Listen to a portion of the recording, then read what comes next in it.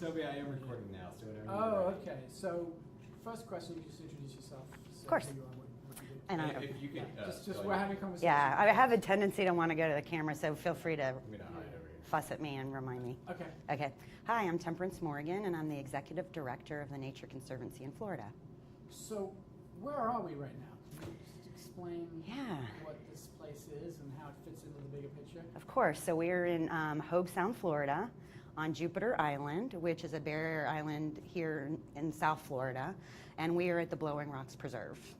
And the Blowing Rocks Preserve is a 73-acre barrier island sanctuary that the Nature Conservancy owns and manages here, that has amazing restored habitat, has incredible ancient limestone, and that's the basis for our unique name of the Blowing Rocks Preserve. So, how does it fit into like the area around here? I mean, it seems like it's a very developed area. It's not the kind of usual place you think of a preserve to be, I think. But Precisely. So yes, you were onto something. So this is a really unique preserve, and frankly, probably unlike any of our other preserves in Florida. In that one, it's along the beach. It's a coastal preserve. It's tucked away in this highly developed urban area, which is part of what makes it special, and is why it was preserved in the first place. So some residents of Jupiter Island realized that this was a very special place with pretty unique habitat and an island that was going to be highly developed, and they had the foresight to make sure that we could protect this place and have this unique preserve with these amazing rare habitat in a place that's very highly developed. And yeah, can you talk a little bit about the history of that? So, the Nature Conservancy conservation in general has changed a lot since 1968, and Yes. but it's still the same plot of land. Well, it's been changed, but can you just talk about the history and how it's evolved as our mission has evolved and as the work has evolved? Absolutely. So this was actually Florida's first preserve. It was founded in 1969. Sorry, my first bust. We're going to back up. So you want me remind me of the question so I can think about what Yes, all I you want talk to about cover. the history of the preserve and how it's created. Its role has sort of evolved as through time. Okay. As our mission has evolved, as the role that preserves play has evolved. Okay, yep, so I'll back up. So this preserve was founded in 1969. It was Florida's first preserve. And a lot has evolved at this site and its role in kind of our bigger work here in Florida over the years. It took us 20 years to restore this site, so it was highly impacted when we were able to acquire it. We knew it had huge potential, so we did what TNC does best, which is protect land and then work to restore that land and preserve it for people in the future. So there's a lot that's changed specifically on this site. It's a site, because of its location, that gets tremendous amount of visitation.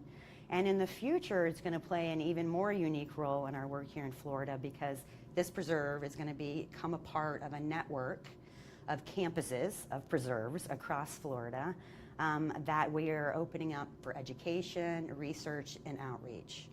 So not only will this preserve continue to be the amazing and unique place that it is now that it's been restored, it will become a part of a network preserves that just offers so many resources and amenities to people, and give us a lot of insight and opportunities to research some of the challenges that the Nature Conservancy is working on. And what kind of things are going to be researched here, or are being researched here right now? Things like how to restore these types of habitats. There's not a lot of experience in restoring these types of habitats, so TNC has kind of a unique expertise in this type of coastal restoration. So I think there's a lot that we can do in terms of coastal restoration, these types of habitats, the types of species we have on this site, and starting to answer some of these questions that the Nature Conservancy has around the connections between people and nature.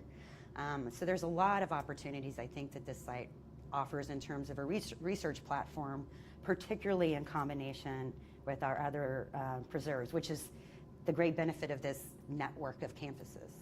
Yeah, and so why is, obviously there's lots of different places that you could put this in. Great spot again, because this incredible, unique habitat that we have here of mangroves and dunes and flatwoods that are unique to this area that for the most part have been developed and decimated elsewhere in Florida. So it is a unique habitat that really gives us a view into the past, given its interesting geology as well. There's just so much that's unique but very telling about this site, which is again why it was preserved, and it's been such a great place, and it's our most visited preserve. Yeah, so thinking of me as, you know, like a middle schooler, somebody who really knows nothing about conservation,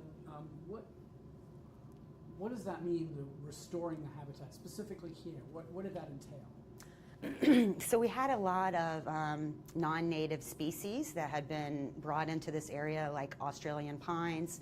So there was literally thousands of plants that had to be removed that shouldn't have been here in the first place. The water flows across the site have been impacted by surrounding development and changes over the years. So we had to work to get the water right on the site, make sure the water was where it needed to go and was flowing in the right ways, which took some culvert restoration and things of that sort.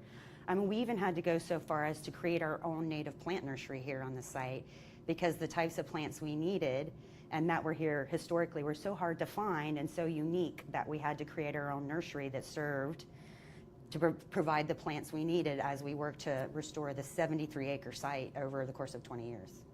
So when it started, was it a 20-year plan, or did it just take 20 years? That's a great question I don't know the answer to. I think it was planned for 20 years. It was. Okay. That's what Sarah said yesterday, that it actually took 20 years for structure. But did they kind of know that it wasn't like, we'll do this in 3 years and 20 years later? Yeah. It could have been done sooner, but it was to do with funding and resources and volunteers. The Australian pines are quite popular trees, and you know, back when this started, there wasn't so much, people didn't really understand about bringing places back to their natural habitat and restoration. So, you know, I think maybe, I don't know, but it seems like the community might have been initially a little bit taken aback by pulling up these beautiful trees. Can you talk about that? Is there anything Yeah, you of can say course. about Yeah. So Florida has a tremendous amount of exotic species that people have brought in, both plant and animal, over the years with good intentions. There were Australian pines planted all over South Florida with the expectation that they would provide benefits. We quickly realized that they were, in essence, taking over the place and that there were unintended consequences from them. But you're right, the community didn't necessarily know that. And so projects like this take a lot of education and working with the community, especially in a place like Jupiter Island, where it's a small island with a tight-knit community. So there was a lot of education and working with the community to explain why we would want to come in and make these changes, and how this was a good thing and how the community would benefit when this was all said and done. Those education efforts and community involvement efforts were incredibly successful, in that the community was a big participant in this. We had a lot of local volunteers that helped make this possible. It wasn't just our staff, it was the locals. So we were able to educate them and bring them into the project to help us make it happen, and now to benefit from coming here and enjoying this great restored place in a highly developed South Florida. Yeah, can you talk a little bit more about that close-knit community? And, you know, have you built relationships with people? Is it, you know, it seems like this is a unique spot. Does it play a role in the fabric of the community, or is it? Oh, absolutely. And, you know, I want to even go back to how it was originally founded. It was founded by a small group of residents here on the island, and including Nat Reed, who was a local resident here, and at the time was actually a Nature Conservancy Global Board member. So he and a small part of the community kind of led the charge to raise money to protect it, and they too were part of the, you know, bringing in the community and educating people. They've been a part of the preserve ever since. They continue to work with us and make sure we are we're staying on track with what we're doing here at the preserve. And this site has become an amenity for the community. We offer lecture series and opportunities for schools to come out and enjoy the site and do some research and see the wildlife. So it's just tremendous to see how this site has become a part of the community. So things like the lecture series, you know, Nature Center here, and you know, what role does that play? Why do a lecture series? Well, you know, TNC has such great science and such good information to share with people, and there just seems to be such great interest in this community in what we want to share. So our lecture series has been going on for many years. It's incredibly successful. Our team takes a lot of effort to be thoughtful about who they're bringing in. So we have Nature Conservancy speakers, but other relevant speakers to our work and what's going on here at Blowing Rock. So they set up a lecture series for the season, and for us here, that's the winter season. It's when we have the most people in this part of Florida. And it is just a huge draw. We have tremendous number of people come out and enjoy the lecture series and then explore the site while they're here. And sort of in the bigger picture, you know, how does educating people play a role? Yes. So it's a part of our mission to connect people in nature. So we recognize that as the world has globalized and developed, that many people are less and less connected to nature. They don't recognize the benefits of nature and how nature is involved in our day-to-day lives. And so one of the things the Nature Conservancy focuses on is finding ways to connect people with nature, to demonstrate the benefits, to get people out and enjoy it, to educate them. So the preserve and our lecture series are a perfect way to get people out and talk about things that they have an interest in that can help them better understand nature's role. And then we hope, of course, that the more educated they are about these issues, the more that will influence their own actions and their personal decisions and their support for our work, that type of thing. Sorry, I made a rookie mistake when I... Yes, it's pretty exciting that here at Blowing Rock Preserve we have tremendous sea turtle nesting success, habitat and success. We have green leatherback and loggerhead turtles that all nest on our preserve beach. Part of the reason that's happening is because our beach is dark at night, which is of course the way things were naturally, but in a place as developed as this area, most of the beach around us has a lot of light, and I'm gonna have to back up. I love where you're going with that, though. Okay, I'll try that again. Okay, sea turtle nesting program, yeah. So the Nature Conservancy here at Blowing Rock has a tremendous sea turtle nesting program. We're very fortunate that we have, in essence, the perfect site for sea turtles. We get green leatherback and loggerhead turtles here. That's particularly because we have a dark beach here at Blowing Rock Preserve. We're not developed. Obviously, dark beaches are what the sea turtles were used to naturally, but over the years, as the beaches developed, there's lighting, and lighting is a problem for sea turtles that are nesting. So we found that they predominantly come to our site, and we have a sea turtle nesting program where our staff go out and volunteers that are trained go out and check the beaches in the morning and make sure that there's no stranded turtles that need any assistance, and if so, they're trained in order to provide such assistance. Yeah, it seems it's so built up along the coast. If this wasn't here, what would the sea turtles be doing? I think like many species on the planet, they would be struggling to find a location to nest. And when they struggle to find habitat and locations to nest, we find that the numbers of the population drop off.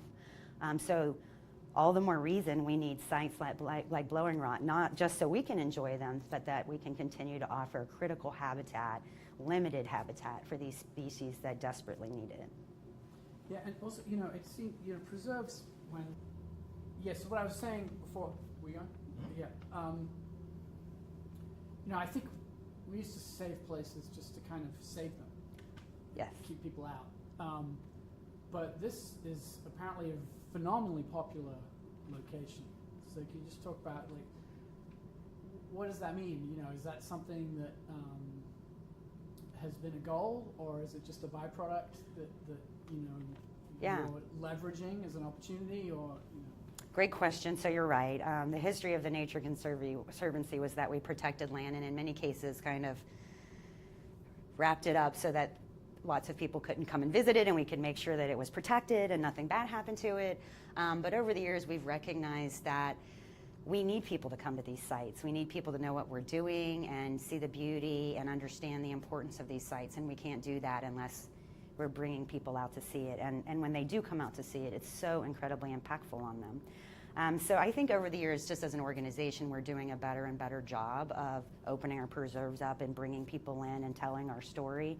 And so that's been one of our goals here in Florida as well, is to find ways to bring more and more people into our preserves. And so that what I mentioned earlier in terms of our Center for Conservation initiatives, that network of campuses as part of our next step in that direction of finding increasing ways to bring more and more people to these preserves to see what we're doing and educate them and engage them in ways that they want to be engaged. So I would say in addition to that, though, Blowing Rocks, because of its location here in an area that gets a lot of tourists and a very popular, beach area, certainly works to our benefit. I mean, if our goal is to get people in here to see it, we're in a very good location to allow for that.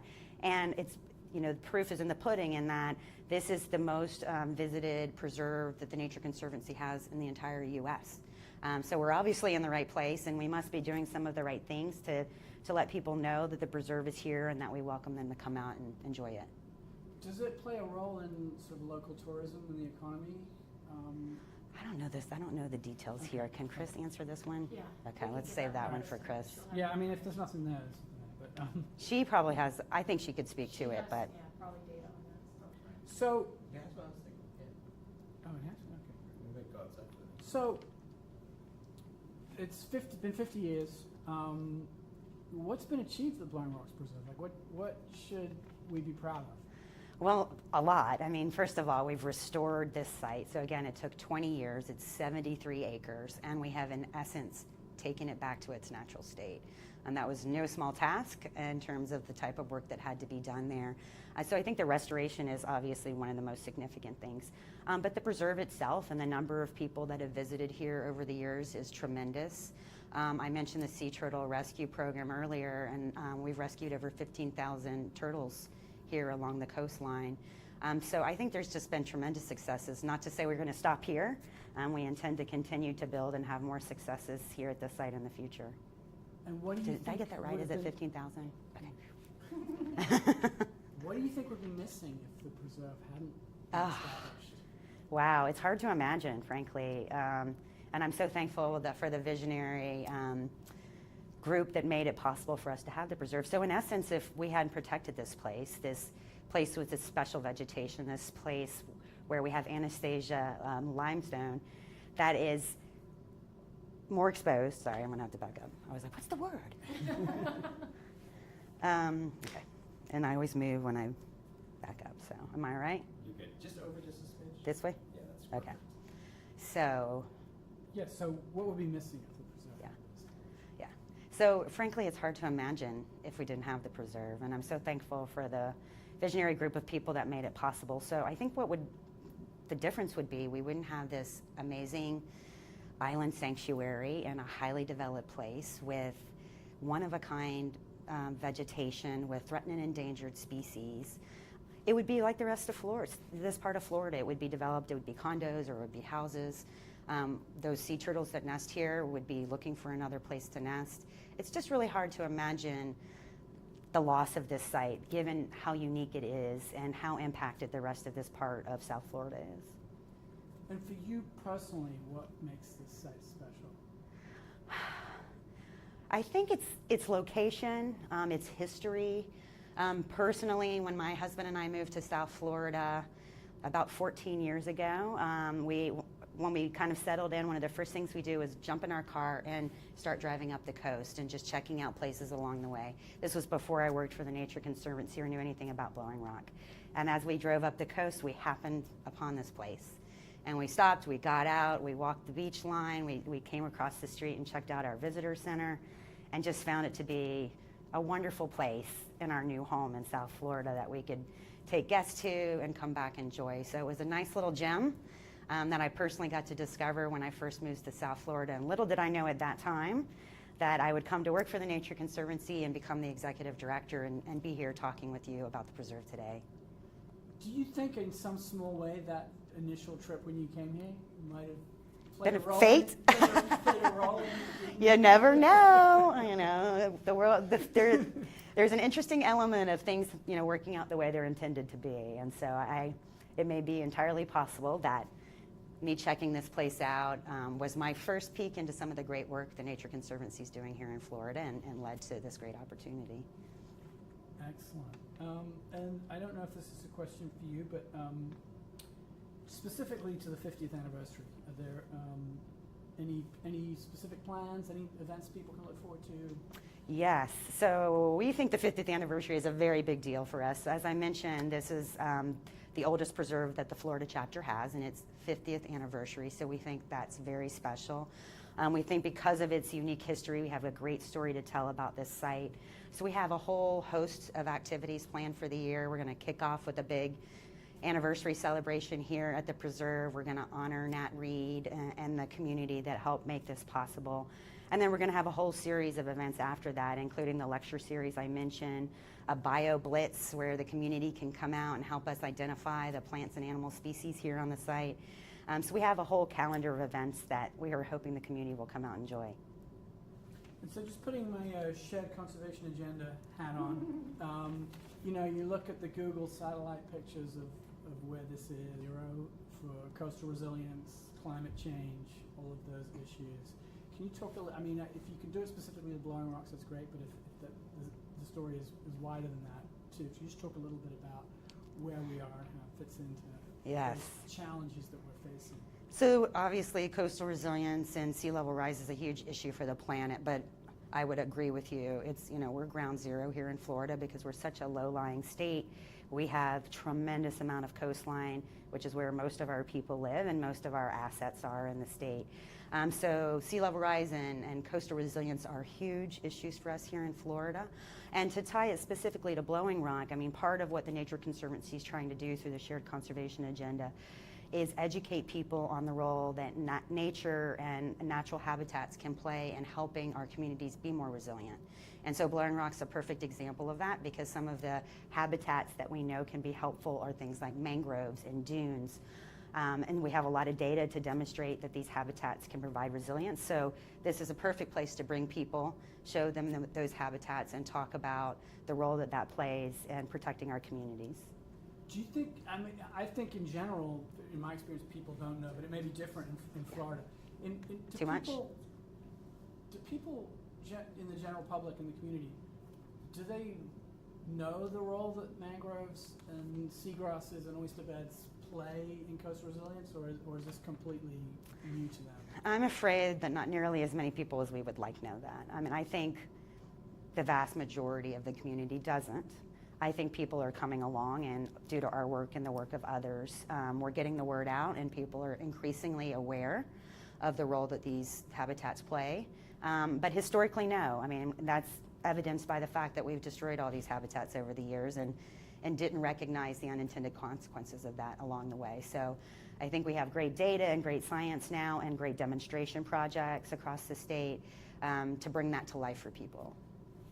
And in what ways can the Blowing Rocks Preserve serve as a model for other preserves, across the world? Yeah, well, I mean, I think it's a great model in a number of ways. I think particularly the model of, again, coastal restoration in a habitat like this is something where we're kind of on the leading edge, the cutting edge here at Blowing Rock. So there are a lot of folks who are interested in what we've done here and are hoping to apply some of our techniques, including the native nursery and some of the hydrologic restoration we did here at other sites.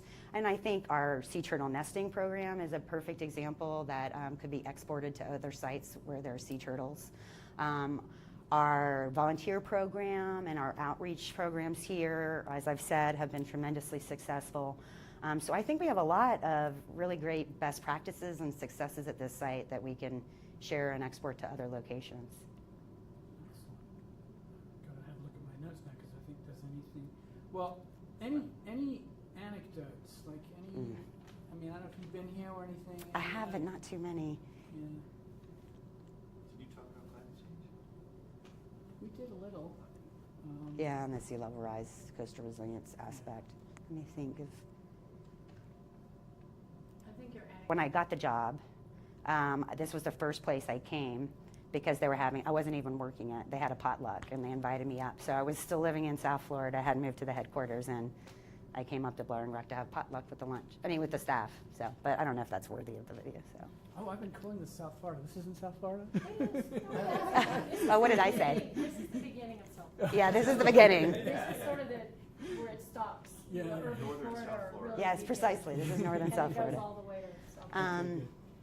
I know when Fran wanted me to get something in Yeah, about donors I and. have notes about that specifically. If you're done. Yeah, yeah. Are you done? Okay. And when you answer, you can talk to Toby Okay. even though I'm gonna be the one asking.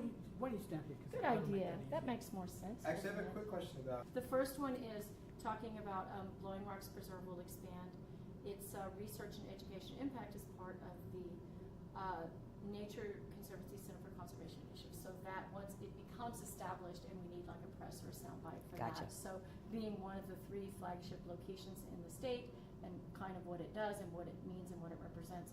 And I know you touched on this a little bit before. But I can just- once we do it, once we actually do it, and it, you know. And So roll it should I talk out. about it as if we're As if rolling it it's out, done. like it's Yeah, happening? that would Okay. be great. Okay. Well, I'm thrilled to be here at Blowing Rocks Preserve, which is one of our new campuses for our Conservation Center for Initiatives. I just said that wrong, Center for Conservation. We changed the name.